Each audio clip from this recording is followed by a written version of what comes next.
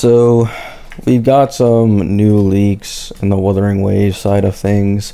Been quite a while since I made a video on Wuthering Waves leaks. However, here I am today, right? So, let's talk about it. The first leak that is probably the most reliable out of all of these is Galbraa, right? There is a leak that Galbraa is a echo skill, heavy attack damage, main DPS fusion character, right?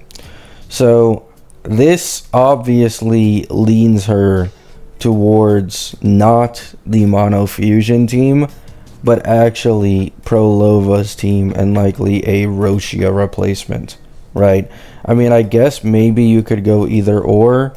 However, there's no one that buffs heavy attack in the entirety of the mono fusion team, so I don't think it really makes all that much sense for her to fit in there if she's going to have echo skill plus mono fusion damage, right?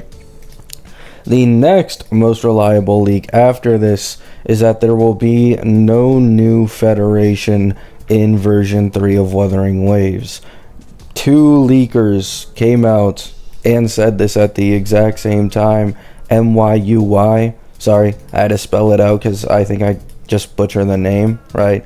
And Gemberry, both of them came out and said that they both believe New Fed is not in version 3 of Wuthering Waves, and it'll likely be a completely different region, right? After this is when we start getting into questionable territory. Not QU1, but what comes after, right? So the next most reliable leak is QU1, which is basically just saying QU1 is a heavy attack sub DPS with some relation to Sonata effects, right? So this isn't exactly surprising. I think most of us have guessed at this point that QU1 is being made as like a sub DPS for Augusta alongside Yuno. So it just isn't surprising, right? However, it's what comes after this where I really want to, say to people watching this, right? Take this with a grain of salt, right? Because this is the most hyped upcoming Wuwa character in the entirety of version 2. And to have this kit would be a flop, right? At least in my opinion, it would just be a flop. So why is it that I'm tiptoeing around this leak? It's because they are saying Chisa is a support related to Spectrofrazzle and Arrow Erosion.